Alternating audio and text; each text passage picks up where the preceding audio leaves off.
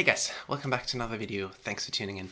This video I want to talk about writing down a transcription and how that can help you as a guitarist, as a musician, in life probably. So I did a transcription last week. It was Pat Martino's solo over Just Friends from his album El Hombre. It's a very famous guitar transcription. Many guitarists do it because there's a lot of great vocabulary in it. The thing that changed for me compared to what I was transcribing over the last couple of years is that I went back to write it down. You might have gone to jazz college or might have done that intuitively, but the first time I got really told to write something down and kind of maybe do an analysis about it, or just in general being told to write something down after you transcribed it by ear, was in college for me. And I really enjoyed that. I was really bad at it, like writing down, not hating stuff. It took me ages, and it still takes me a very long time, but it taught me a lot. And for some reason over the last couple of years I was still transcribing things. In fact, the first active thing I did on this YouTube channel was a transcription every week back in 2016, but I didn't write any of them down. I think part of that is normal. If you do a jazz transcription, we do it by ear, and we want to copy as much of the essence of that solo, and that's much more than just the rhythm and the notes. There's the swing feel, there's the articulation, the sound, the character. All of that kind of plays into what makes a certain solo a great solo, or not so great in my case. And all of those things are very hard to convey in traditional notation. I know there's some people who might be good enough at sight reading that they can actually write a transcription down and then kind of read it from the page. I was never able to do that, so I can't even say that I kind of purposely not do that, because I just can't. My sight reading is crap. I always kind of did it by ear, but the writing down in college helped me a lot. And today I want to talk about 3 points how writing down a transcription can help your playing and help your knowledge about a solo. Point number 1 for me is one of the most important. It's a great way to double check that what you transcribed is actually correct. This might not apply to you, but I'm really bad at figuring out a certain pitch of a note. I don't know if my ears are crap in general, but it takes me ages, and the more uncertain I am with a note, if I don't get it right away and I try it over and over again, I kind of lose all confidence in the note, and it takes me ages. If you would watch me doing a transcription, you would go mad, because you would say, it's just this note, just play it, and I just couldn't get it. I'm really bad at it. And the problem is, sometimes I get stuck on the guitar, and for maybe the note is just a fret higher, but I can't find it. And just for some reason, maybe it's what my fingers think it should be instead of my ear. I get stuck with a certain version. And if you play something often enough, even if it's wrong, you can actually convince your ear and your brain that that's the right thing to play. So writing it down in Finale was great for me, because I could play it back in Finale in pretty much the time, and granted the swing feel in Finale is pretty crap, but the notes and the pitches are accurate. So if you actually wrote down a note wrong or transcribed it wrong from the guitar, it really sticks out. Like if you compare it back and forth between like transcribe here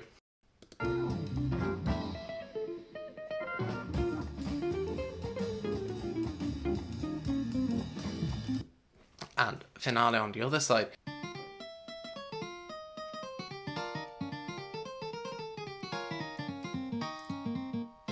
if there's a difference, it kind of jumps out way more, because maybe it just comes from one source detached. I don't know really what it is, but for me, Finale is a great way to double check my mistakes, which I might not find on the guitar while I play to it, because I'm just stuck in my way and I can't hear it as clear. I don't know what it is, but that was a great way for me for double checking mistakes. Second point is, it helps me to simplify and understand some rhythmic ideas.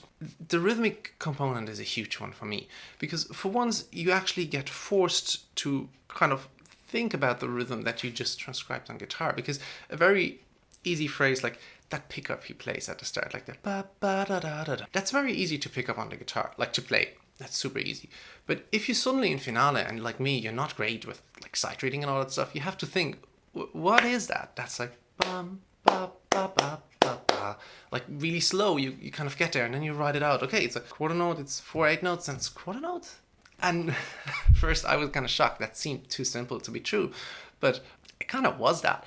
And there's loads of those little nuggets where something you would play on the guitar and you wouldn't even think about. You write it down, and by writing it down, by kind of spelling out the rhythmic information on paper or in your notation software, you kind of think of it. You have to think of it again, and it can really help you to get it. Also, it can really help you. In my case, I just blatantly copied some of it.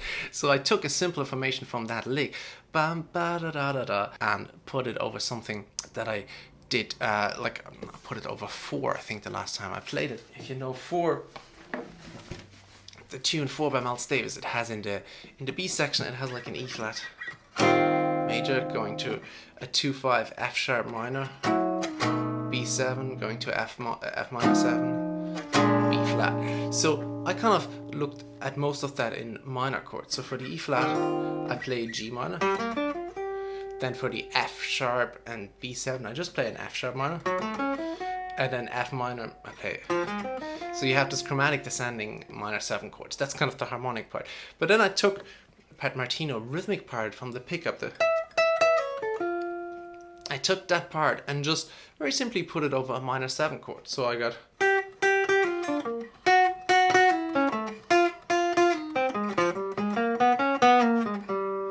So there, I played from the root downwards, just very simply taking that pattern. And that kind of like is a great way of taking a very simple nugget of information without breaking your brain and putting it into a new context. If you play that in the tune, it would sound something like.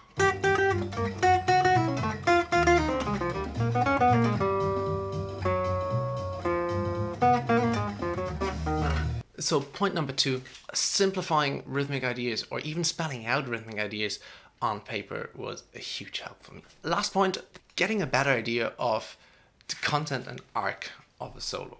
I printed it out, the sheet, and I made loads of little markings about a certain phrase. Here you can see the pickup marked red, and then subsequently I looked where he placed that pickup again and marked all of those things red in all of those pages. So I kind of get an idea of how Martino reuses the same idea, how the solo develops. I get an idea of the range of the solo by writing it down. This tune is like really high. He's barely down there in the lower register of the guitar. I think a lot of that has to do with the fact that it's an organ trio. A lot of the mid-low range is kind of occupied by the organ. So he kind of goes for a higher approach on the guitar to be more clear and cut through. Obviously, all this stuff you can kind of do by ear, but for someone like me, it really helps having it visually, having repeated markings, having like colored in things, having like a clear, especially pauses. Like pauses is often something we don't think about, but I could really see here with like, where's a quarter note pause? Is there anything longer than a quarter note pause? I don't think there is. If I look at that, there might be like a quarter note pause and an 8 note pause, but there's rarely like a half note pause or anything like that. So it's constant. It's constant action. Stuff like that, it gives you a really good idea about how the solo is structured. Because when you first start playing jazz guitar, you suck, and then you played for 10 years like me, and you still suck. And then you played for another 10 years and maybe you suck less. But the idea is like you might learn some vocabulary, you might be able to string some sentences together, but at some point it's more about the arc of a solo, the story you're telling over a tune. So comparing your story, how you play, with like a well put together story like this and seeing it visually, how the parts go together, how it's structured, how it's repeated, how it's not repeated, is just really, really helpful. It helped me a lot to write this down, and I think it can help you as well. It doesn't have to be a solo like this as fast or as long. It can be something shorter, it can be just a chorus of something, but writing something down and having a second look is super beneficial. I hope you enjoyed this. I hope you stay tuned for more videos. Thanks so much for checking this out, and see you in the next one. Cheers.